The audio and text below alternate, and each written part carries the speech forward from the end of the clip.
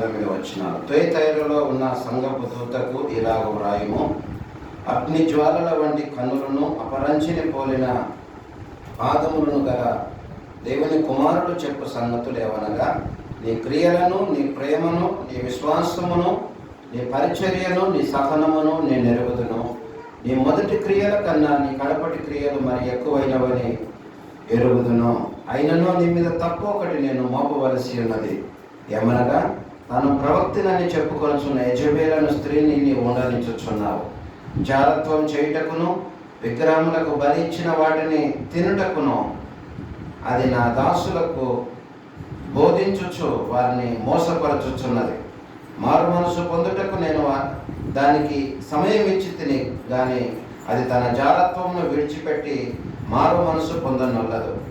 ఇదిగో నేను దానిని మంచం పట్టించి దానితో కూడా వ్యభిచరించువారు దాని క్రియల విషయమై మారు మనసు పొందితేనే కానీ వారిని బహు శ్రమల పాలు చేతును. దాని పిల్లలను నిశ్చయముగా చంపెదను. అందువలన అంతరింద్రియములను హృదయములను పరీక్షించువాడను నేనే అని సంఘములన్నీ తెలుసుకొనును. మరియు మీలో ప్రతి వానికి వాని వాని క్రియల చొప్పున ప్రతిఫలము ఇచ్చేదను. అయితే తుయతైరలో కడమవారైన మీతో అనగా ఈ బోధను అంగీకరింపక సాతాను యొక్క గూఢమైన సంగతులను ఎరుగమని చెప్పుకుని వారందరితో నేను చెప్పుచున్నది ఏమనగా, మీపైని మరి ఏ భారమును పెట్టను. నేను వచ్చే వరకు మీకు కలిగి ఉన్న దానిని గట్టిగా పట్టుకొనుడి. నేను నా తండ్రి వలన అధికారం పొందినట్లు జయించుచు అంతము వరకు నా క్రియలు జాగ్రత్తగా చేయువానికి జనముల మీద అధికారం ఇచ్చేదను. అతడు ఇనుప దండముతో వారిని ఏలును. వారు కుమ్మరవాని పాత్రల వలె పగులగొట్టబడుదురు. మరియు అతనికి వేకో చుక్కనిచ్చేదను. సంగములతో ఆత్మ చెప్పుచున్న మాట చెవిగలవాడు వినుగాక. దేవునికి స్తోత్రం. తుయతైర సంఘం గురించినటువంటి విషయాలను ఇక్కడ మనం చూస్తాం. కాబట్టి అన్యులతో సహవాసము చేసిన సంఘము తుయతైర సంఘము, అన్యులతో సహవాసము చేసినటువంటి సంఘం. చర్చ్ ఆఫ్ కాంప్రమైజ్, రాజీ సంఘం, లోకముతో రాజీ పడినటువంటి సంఘం, అన్యులతో సహవాసము చేసినటువంటి సంఘం. ఈ అంశాన్ని మనము ధ్యానం చేద్దాము. మరి వాక్య భాగంలో చూసినట్లయితే మొట్టమొదటిగా మరి ఇక్కడ తుయతైర గురించి మనం చూస్తూ ఉంటున్నాం. తుయతైర అన్నటువంటిది మరి చాలా ఒక వ్యాపార కేంద్రమైనటువంటి పట్టణం. ఒక తేనె పట్టులాగా అన్ని రకాలైనటువంటి మతాలతో నిండినటువంటి పట్టణము, ఒక వ్యాపార పట్టణము. మరి ఇక్కడ అన్ని జరుగుతూ ఉంటాయి. విగ్రహారాధన కానీ, వ్యాపారాలు కానీ, మరి పండుగలు కానీ, మరి ప్రతిదీ కూడా ఇక్కడ చాలా ముమ్మరంగా జరుగుతున్నటువంటిది. తర్వాత ఇక్కడే మరి డయానా అని పిలువబడే ఆర్తెమి దేవి ఆ టెంపుల్ ఒకటి ఏదైతే ఉన్నదో అది పేరు పొందినటువంటిది అదే మరి తుయతైరలో ఉంటున్నది. సో ఇది మరి ఆసియాలో ఎఫెస్కు ముఖ్య పట్టణంగా, పెర్గము అన్నటువంటిది రాజధానిగా ఉన్నటువంటిది. సో ఆ పట్టణంలో మరి ఎఫెస్కు దగ్గరలో ఉన్నటువంటిది ఇది. కాబట్టి డయానా ఆర్తెమి దేవి టెంపుల్ కూడా అక్కడ ఫేమస్గా గుర్తింపు పొందినటువంటిదిగా ఉన్నటువంటిది. తర్వాత పౌలు వర్తమానం విన్నటువంటి లూదియా ఈ పట్టణస్థురాలే, తుయతైర పట్టణస్థురాలు. సో ఆమె పౌలు వర్తమానాన్ని విని మరి రక్షించబడినటువంటిదిగా, మారు మనసు పొంది ప్రభువును నమ్మినటువంటిదిగా ఉంటున్నది.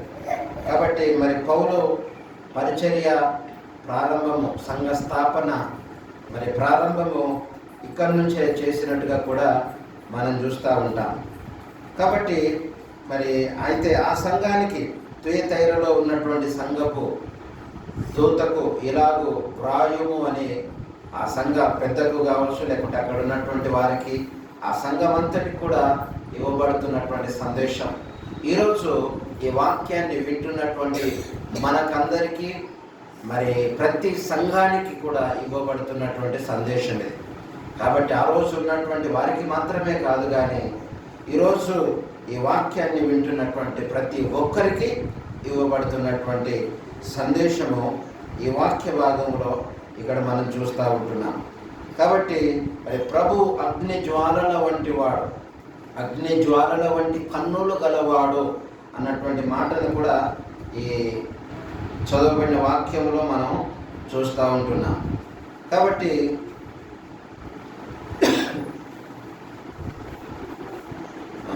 ఎక్కడున్నదన్నమాట 18వ వచనం, రైట్. అగ్ని జ్వాలల వంటి కన్నులు, అపరంచిని పోలిన పాదములు కలిగినటువంటి వాడు. కాబట్టి అగ్ని జ్వాలల వంటి కన్నులు అంటే మరి ఆయన కన్నులలో నుండి వచ్చే ఆ అగ్ని జ్వాలలు మరి మనల్ని చాలా తీక్షణంగా పరిశీలించి క్షుణ్ణంగా పరిశోధించగలిగినటువంటివి అన్నట్టు. కాబట్టి మరి ఆయన కన్నులకు మరుగైనది ఏదియో లేదు. వర్తమాన భూత భవిష్యత్ కాలములలో కూడా మరి అన్ని కూడా ఎరిగినటువంటి వాడు, మన హృదయ అంతరంద్రియములను బాగుగా ఎరిగినటువంటి దేవుడు ఆయన. సో ఆయనకు మరుగైనది ఏది కూడా లేదు. కాబట్టి మరి ప్రభు దగ్గర మనం దాచిపెట్టేది ఏది లేదు. ఇది ఎవరికి తెలియదు కదా అని అనుకోవచ్చు. నా గురించి, లేకుంటే నా జీవితం గురించి, నా ఆలోచనలు, నా నడక, నా పడక ఎవరికి తెలియదు కదా అని అనుకుంటాం. అయితే అన్నీ ఎరిగినటువంటి వాడు మన ప్రియ ప్రభువు. ఆయనకు మరుగైనది ఏది కూడా లేదు. కాబట్టి ఆయన ఎదుట మనం యథార్థముగా ఉండాలి. సో ఆయన సమస్తాన్ని ఎరిగినటువంటి వాడని, సమస్తాన్ని చూస్తున్నటువంటి వాడని ఎరిగి మన క్రియలు, మన ప్రవర్తన ఇవన్నీ కూడా దేవుని దృష్టికి సరి అయినటువంటివిగా ఉండునట్లుగా మరి మనల్ని మనము సరిచేసుకోవలసినటువంటి వాడముగా ఉంటున్నాం.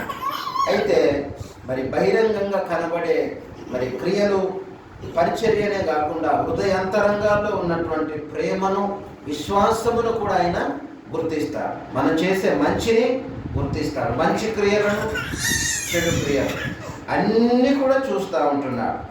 సో ఎఫెసీ సంఘముతో మరి మాట్లాడినప్పుడు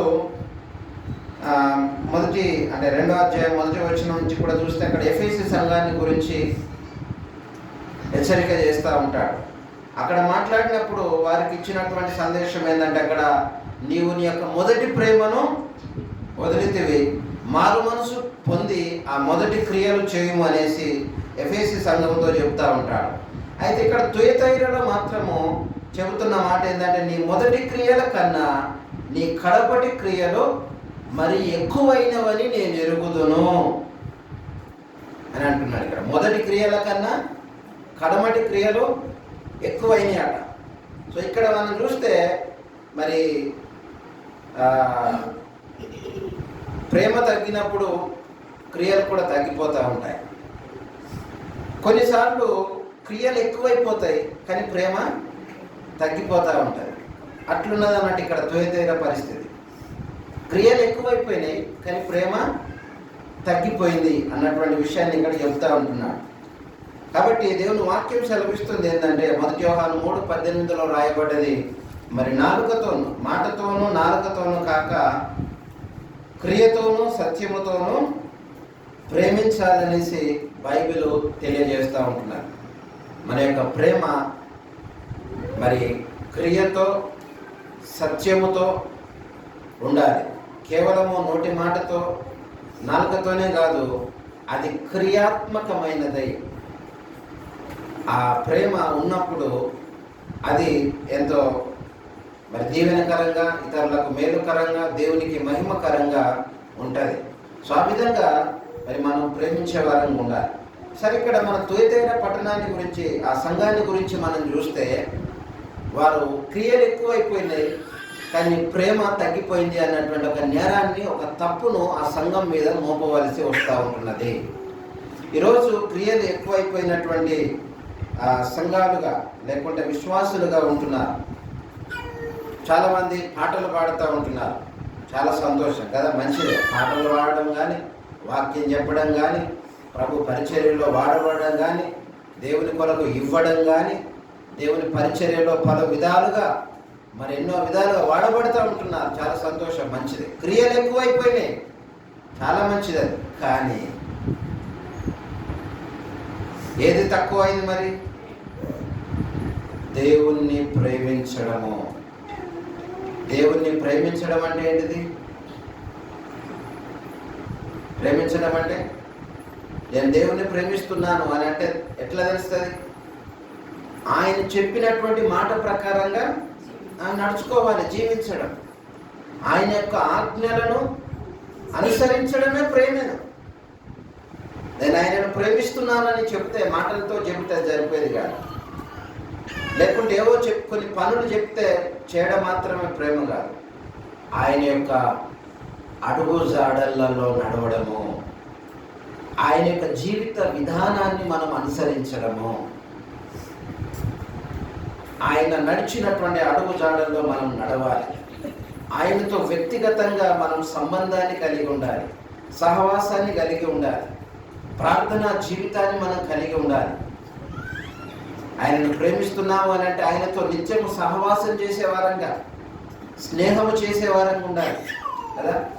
మరి బెస్ట్ ఫ్రెండ్స్ ఎప్పుడు కూడా కలుస్తూ ఉంటారు, ఎప్పుడు మాట్లాడుతూ ఉంటారు, ఏ దాపరికం లేకుండా ఉంటా ఉంటారు, అన్ని షేర్ చేసుకుంటూ ఉంటారు, ఎక్కువ సమయాన్ని కలిసి ఉండడానికి ప్రయత్నం చేస్తూ ఉంటారు. ఆ విధంగా మనం దేవునితో మరి అలాంటి సహవాసాన్ని కలిగి ఉండాలి. మనం దేవుని కొరకు ఎన్నైనా చేస్తుండొచ్చు, వ్యక్తిగతంగా ఆయనతో సహవాసం ఏ విధంగా ఉంటున్నది, ప్రార్థనా జీవితం ఏ విధంగా ఉంటున్నది అన్నటువంటిది ప్రాముఖ్యమైనటువంటిది. కాబట్టి ఆయనతో సహవాసాన్ని మనం కలిగి ఉండాలి. ఆత్మతో సత్యముతో దేవుణ్ణి ఆరాధించగలిగే వరంగా మనం ఉండాలి. ఆయనను ఆత్మతో సత్యముతో ఆరాధించలేనటువంటి హృదయము మరి ఆయన కొరకు ఏమి చేసినా కూడా అది వ్యర్థమే. కాబట్టి ఆయన్ని ఆరాధించాలి. మరి దేవుని కొరకు ఎంతోసేపు ఎన్నో పనులు చేయడం కన్నా ఆయనతో సహవాసం చేయడం అన్నటువంటిది ప్రాముఖ్యమైనటువంటి విషయం. సో ఈరోజు ఆరాధన వాక్యంలో చూసాం కదా, నీ ఆవరణములో ఒక దినము గడుపుట 1000 దినముల కన్నా శ్రేష్టం. సో దేవుని సన్నిధిని గడపడం అన్నటువంటిది చాలా ప్రాముఖ్యమైనటువంటిది. అలాంటిది వ్యక్తిగతంగా మనం ఆయనతో గడుపుతూ ఉన్నట్లయితే నిజంగా మనం ఎంతో గొప్ప మేలు పొందుకుంటాం, దేవుని యొక్క నూతనమైనటువంటి శక్తిని పొందుకుంటాం. కాబట్టి ఆయనతో గడపాలి. మరి మరియా గురించి మనం చూస్తూ ఉంటాం. సో మార్త మరి ప్రభువును ఇంటికి ఆహ్వానించి ఆయన కొరకు మరి ఏదేదో చేయాలనేసి కంగారు పడిపోయింది.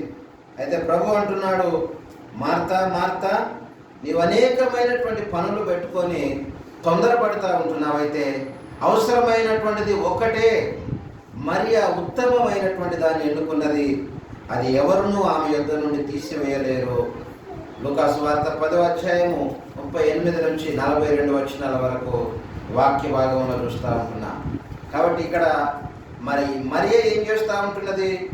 ఆయన పాదాల యొద్ద కూర్చొని ఆయన సన్నిధిలో మరి ఆయన మాటలు వింటూ ఉన్నది, ఆయన సన్నిధిని అనుభవిస్తూ ఉంటున్నది. ఈరోజు పనులు ఎక్కువైపోయాయి, చాలా బిజీ లైఫ్.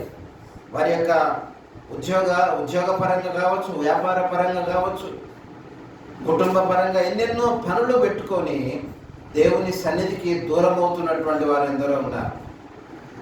విస్తారమైన పనులు. ఇదే మార్తతో అన్నటువంటి ఈ మాటనే ఈరోజు అనేకులతోటి ప్రభు అంటున్నాడు, మార్తా మార్తా, నీవు అనేకమైన పనులు పెట్టుకొని, విస్తారమైన పనులు పెట్టుకొని తొందరపడుతున్నావు, అయితే అవసరమైనది ఒకటే. ఈరోజు అవసరమైనటువంటి దాన్ని విడిచిపెట్టి అనేకమైనటువంటి పనులు పెట్టుకుంటున్నారు. ఆ అనేకమైన పనులు పెట్టుకునేటప్పుడు మనం ఆలోచన చేయాలి, నేను దేవుని సన్నిధిని మిస్ అవుతున్నానా?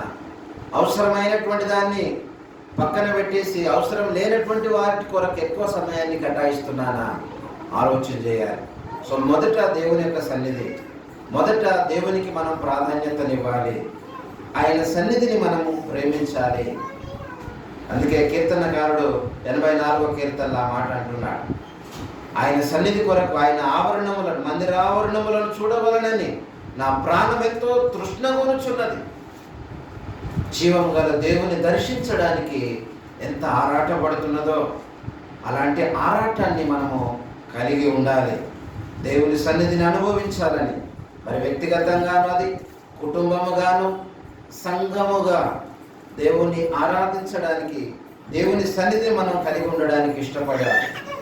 కాబట్టి ప్రయాసపడి మరి పనిచేసి మనం గొప్పవారం కాలేము, కానీ ఆయన సన్నిధిలో ఉండి ఆయన సన్నిధిలో ప్రార్థించి మరి మనం ఫలించేది వాళ్ళం అవుతూ ఉంటాం. ప్రేమ లేనటువంటి క్రియలు, మరి త్యాగము లేనటువంటి క్రియలు వ్యర్థము. అయితే ఆయనతో మరి సహవాసము ప్రాముఖ్యమైనటువంటిది. నాలో నిలిచి ఉన్నట్లయితే మీరు ఫలిస్తారని ప్రభు చెప్పాడు. యోహాను సువార్త 15వ అధ్యాయంలో మనం చూస్తాం కదా. ఆయనతో ఉన్నట్లయితే, ఆయన సన్నిధిలో మనం ఉన్నట్లయితే ఫలిస్తాము, ఫలభరితంగా మన జీవితం ఉంటుంది. అయితే ఇక్కడ చూస్తూ ఉంటున్నాం, నీ మొదటి క్రియల కన్నా నీ కడమటి క్రియలు మరి ఎక్కువైనాయని ఎరుగుదును అనేసి అంటున్నాడు తుయతైర సంఘముతో. అయినను నీ మీద తప్పొకటి మోపవలసి ఉన్నది, ఏమనగా తాను ప్రవక్తినని చెప్పుకొనుచున్న యెజబెలు అను స్త్రీని నీ ఉండనిచ్చుచున్నావు. జారత్వము చేయుటకును విగ్రహములకు బలిచ్చిన వాటిని తినుటకును అది నా దాసులకు బోధించుచు వారిని మోసపరచుచున్నది అని 20వ వచనంలో మనం చూస్తూ ఉంటున్నాం.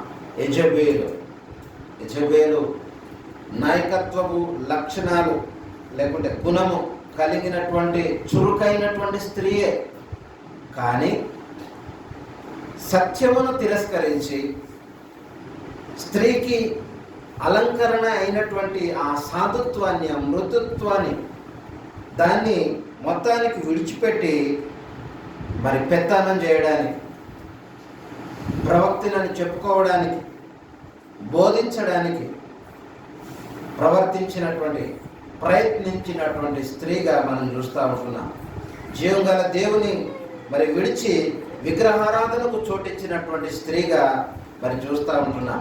తన భర్తనే కాకుండా మరి ఆ రాజ్యాన్ని కూడా ఏలాలని చూసినటువంటి ఒక అహంకారిగా యెజబెలును మనం చూస్తూ ఉంటున్నాం. దేవుని వాక్యం సెలవిస్తున్నది ఏంటిది? భార్య భర్తకు లోబడాలని ఎఫెసీ 5:22లో మనం చూస్తూ ఉంటున్నాం. కాబట్టి మరి అలాగా లోబడాల్సినటువంటిది మరి యెజబెలును చూసినప్పుడు మరి భర్త మీద పెత్తనం చేసేదిగా ఉంటున్నది. కాబట్టి తన భర్త మీద పెత్తనం చేయడమే కాకుండా ఇతరుల మీద, తర్వాత రాజ్యం మీదనే పెత్తనం చేయడానికి అహంకారపూరితమైనటువంటి ఒక మనసు, అధికారము, రాజ్య పరిపాలన చేయడం వేరు. ఇక్కడ అహంకారపూరితమైనటువంటి మనసు కలిగినటువంటి యెజబెలును మనం చూస్తూ ఉంటున్నాం. అయితే గర్వముతో పెత్తనం చెలాయిస్తూ తన ఇష్టానుసారంగా జీవించదలిచినటువంటిది. కాబట్టి మరి పురుషుడు భార్యకు శిరస్సు అయి ఉన్నాడని దేవుని యొక్క వాక్యం సెలవిస్తూ ఉంటున్నదైతే, యెజబెలు శిరస్సు యొక్క అధికారాన్ని శిరసావించకుండా మరి తానే శిరస్సుగా ఉండి తన ఆలోచనల ప్రకారంగానే తన యజమానుణ్ణి నడిపించాలని కోరుకున్నటువంటి స్త్రీగా యెజబెలును మనం చూస్తూ ఉంటున్నాం. మరి క్రీస్తు సంఘానికి శిరస్సు అయి ఉన్నాడు. అయితే క్రీస్తుకు లోబడక తన యొక్క బోధలు, తన ఆలోచనలు దలిచినటువంటి బోధ ఏదైతే ఉన్నదో దాన్నే యెజబెలు బోధ అనేసి అంటున్నా. కాబట్టి మరి నేను దేవునితో సమానుణ్ణి అన్నటువంటి ఒక ఆలోచన, అది లూసిఫర్ యొక్క ఆలోచన, లూసిఫర్ యొక్క బోధ. కాబట్టి మరి ఈరోజు ఇటువంటి మోసపురిచే ఆత్మలు, మోసం చేసే ఆత్మలు మరి చాలా ఉంటున్నాయి. అయితే మరి తాము సేవకులమని, దేవుని సేవకులమని చెప్పుకుంటూ సంఘాలలో జొరబడుతున్నటువంటి వారు ఉంటున్నారు. తప్పుడు బోధలను, సిద్ధాంతాలను బోధిస్తున్నటువంటి వారు ఎందరో మరి ఉంటున్నారు. కాబట్టి దేవుని వాక్యం సెలవిస్తుంది ఏంటంటే, పులిసిన పిండి కొంచెమైనను అది ముద్దంతా కూడా పాడు చేస్తుందంట. ఆ విధంగా బోధలు కూడా ఆ విధంగా మరి కొంచెమైనా కూడా అది సంఘాన్నంతా కూడా పాడు చేయడం, లేకుండా సత్యాన్ని నుంచి పక్కకు నెట్టేసి అందరినీ కూడా పాడు చేయడం అన్నటువంటిది చూస్తూ ఉంటాం. కాబట్టి అలాంటి మరి పులిసిన పిండి లాంటి బోధలు లేకుంటే మోసకరమైనటువంటి బోధలకు దూరంగా ఉండాలనేసి దేవుని యొక్క వాక్యము బోధిస్తూ ఉంటున్నారు. కాబట్టి మరి యెజబెలు ఇశ్రాయేలీల రాజైనటువంటి మరి ఆహాబు భార్యగా ఉంటూ మరి దేవుని యొక్క ప్రవక్తలను ధర్మశాస్త్రాన్ని కలిగి ఉన్నప్పటికీ కూడా మరి బహు విగ్రహారాధనను ప్రోత్సహించినటువంటి స్త్రీగా మనం చూస్తూ ఉంటున్నాం. బయలు ప్రవక్తలను పోషించినటువంటి స్త్రీగా చూస్తూ ఉంటున్నాం. దేవుని దీవెనను పొందుచు దయ్యాలను పూజించినటువంటి స్త్రీగా యెజబెలు మనం చూస్తూ ఉంటున్నాం. రైట్. కాబట్టి ఇక్కడ మరి ఈరోజు అనేకులు సంఘములో మరి పెద్దలుగా లేకుంటే బోధకులుగా ఉంటూ సంఘములో వాడబడుతూ ఒక మంచి విశ్వాసిగా అంటే పేరు కలిగినటువంటి వారుగా ఉంటూ మరి అలాగే లోకములో కూడా వాడబడుతున్నటువంటి వారు, లోకములో కూడా లోకస్తులుగా అన్యాయస్తులుగా అక్రమంగా జీవిస్తున్నటువంటి వారు, అంటే రెండు విధాలుగా కూడా ఇటు లోకములోను అటు సంఘములోను జీవిస్తున్నటువంటి వారు ఈ యెజబెలు లాంటి వారు అన్నట్టు. యెజబెలు ఇవన్నీ కలిగి ఉన్నది. ధర్మశాస్త్రం ఉన్నది, ప్రవక్తలు ఉన్నారు, ఇవన్నీ కలిగి ఉన్నప్పటికీ కూడా ఒక మంచి ఆధిక్యత ఉన్నప్పటికీ కూడా మరి లోక సంబంధిగా విగ్రహారాధన సంబంధిగా మరి ఏ విధంగా జీవించిందో ఆ విధంగా లోకములో ఉన్నటువంటి వారు లేకుంటే అంటే సంఘములో ఉన్నటువంటి వారు లోకస్తుల్లాగా ప్రవర్తించడం కూడా అట్లాంటిదే. అందుకే ఈ తుయతైర సంఘాన్ని యెజబెలుతోటి అక్కడ ముడిపెడుతూ లేకుంటే యెజబెలును ప్రస్తావిస్తూ ఇదిగో మీరు ఇలా అయిపోయారు అనేసి అక్కడ చెబుతూ ఉంటున్నది అన్నట్టు. కాబట్టి అదే తప్పు మోపుతూ ఉంటుంది 20వ వచనంలో. అయినను నీ మీద తప్పొకటి నేను మోపవలసి ఉన్నది ఏమనగా తాను ప్రవక్తనని చెప్పుకొనుచున్న యెజబెలు అనే స్త్రీని నీవు ఉండనిచ్చుచున్నావు. జారత్వం చేయుటకు విగ్రహములకు బలి ఇచ్చిన వాటిని తినుటకును అది నా దాసులకు బోధించు వారిని మోసము చేయుచున్నది, మోసపరచుచున్నది. కాబట్టి సో ఇలాంటి ఆత్మ కలిగినటువంటి వారు యెజబెలు ఆత్మ లాంటి ఆత్మ కలిగినటువంటి వారు సంఘాలలో ఉండడము ద్వారా సంఘం అన్నటువంటిది లోకముతో కలిసిపోయి రాజీ పడిపోయి కాంప్రమైజ్ అయిపోయి జీవిస్తున్నటువంటి సంఘముగా ఉంటున్నది.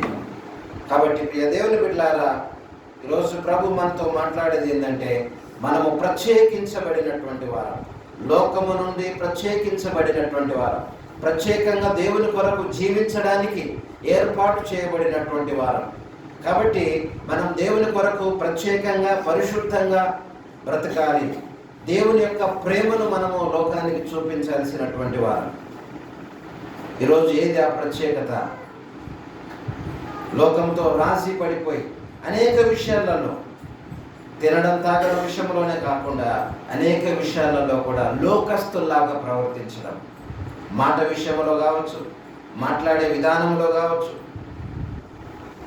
వారి యొక్క వ్యాపార విషయాల్లో లేకపోతే ఉద్యోగ విషయాలలో కావచ్చు, ఎక్కడైనా కూడా లోకస్తులాగా ఉండకూడదు. మనము ప్రత్యేకించబడిన వారము, ప్రత్యేకమైనటువంటి వారముగా దేవుని కొరకు మనం ఉండాల్సినటువంటి వారం. కాబట్టి లోకముతో ఏ విషయంలో కూడా కాంప్రమైజ్ అవ్వకూడదు. సో దేవుని కొరకు బ్రతకడానికి నీవు నేను ప్రత్యేకించబడ్డాము. అయితే మనము ప్రత్యేకమైనటువంటి వారముగానే ఉండాలి. ఒక విశ్వాసికి తగినటువంటి విధంగా మన జీవితం ఉండాలి, మన ప్రేమ ఉండాలి, మన క్రియలో ఉండాలి, మన ప్రవర్తన ఉండాలి అన్నటువంటి సందేశాన్ని ఈరోజు ప్రభు మనకు ఇస్తూ ఉంటున్నాడు. అయితే ఇక్కడ మరి మారు మనసు పొందడానికి ఒక అవకాశం ఇస్తూ ఉంటున్నాడు.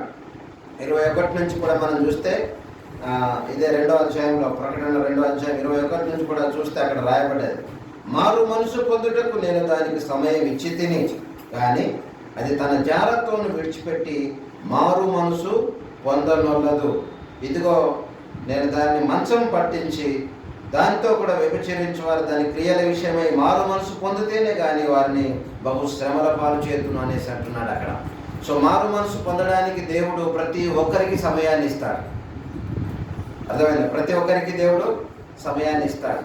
నీకు, నాకు, మనందరికి కూడా సమయాన్ని ఇస్తాడు.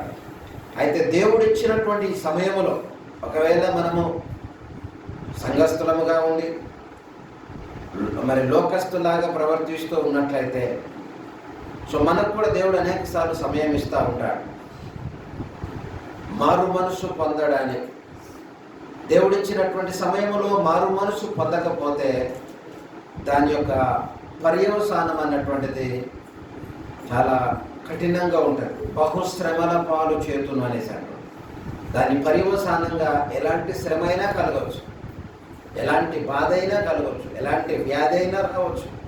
దాని ఫలితం ఎందుకు అది అని అంటే, దాన్ని బట్టి అయినా నువ్వు ప్రభుతో తిరుగుతావేమో, నిన్నేదో నాశనం చేయాలన్నటువంటిది ఆయన ఉద్దేశం కాదు. అక్కడ దేవుని పిల్లలు ఎప్పుడు కూడా అంటే ఎవరైనా కూడా నాశనం అయిపోవాలన్నటువంటి దేవుని ఉద్దేశం కాదు. దాన్ని బట్టి అయినా ఇది ఇలా ఎందుకు జరిగింది అని తనను తాను చెక్ చేసుకొని ప్రభుతో తిరుగుతాడేమో అని, ప్రభు దగ్గరకు వస్తాడేమో అన్నటువంటి, మారు మనసు పొందుతాడేమో అన్నటువంటిది ప్రభు యొక్క ఉద్దేశం. కాబట్టి దేవుడు మనకిచ్చినటువంటి సమయంలో మనము ప్రభు తట్టు తిరగాలి, ప్రభు కొరకు బ్రతకాలి. మనలో ఏదైనా మైనస్లు ఉంటే, విడిచిపెట్టాల్సింది ఉంటే, ఒప్పుకోవాల్సింది ఉంటే వాటిని ఒప్పుకొని ప్రభు తట్టు తిరిగి ప్రభు కొరకు బ్రతకాలి. కాబట్టి మరి యెజబేలు గురించి మనం చూసినప్పుడు మారు మనసు పొందడానికి సమయం ఇవ్వబడ్డది. ఏలియా లాంటి మరి గొప్ప ప్రవక్త చేత హెచ్చరించబడ్డది కదా. ఏలియాని ఆమె దగ్గరికి వెళ్ళి హెచ్చరించాడు, అయినా కూడా పశ్చాత్తాపడలేదు. చివరకు దిక్కు మాలిన చావాల్సి వచ్చేది.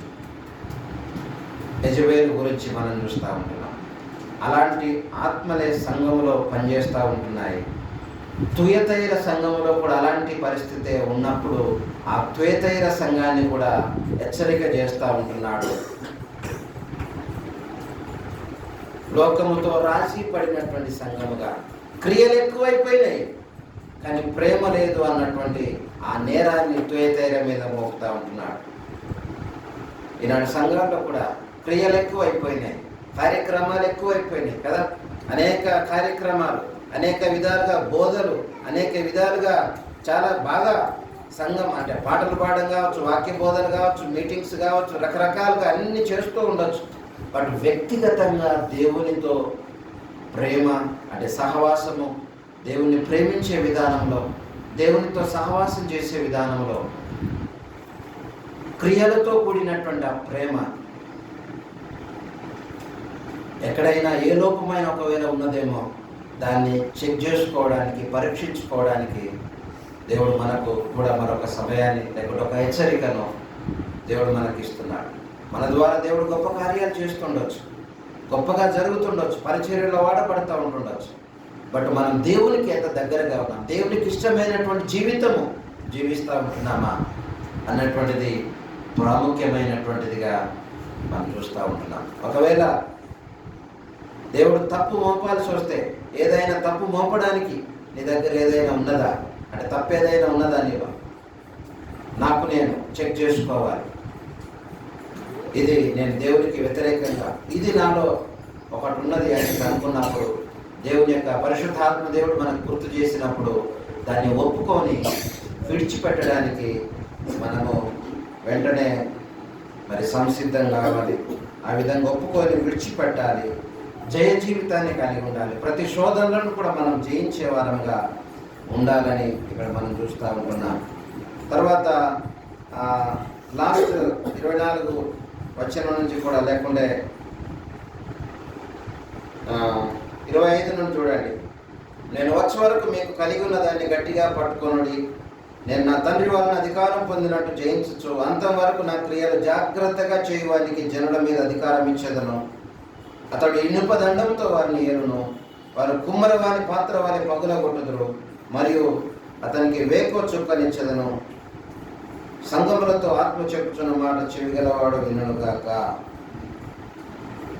కాబట్టి దేవుని యొక్క వాక్యం సెలవిస్తున్నది ఏంటంటే,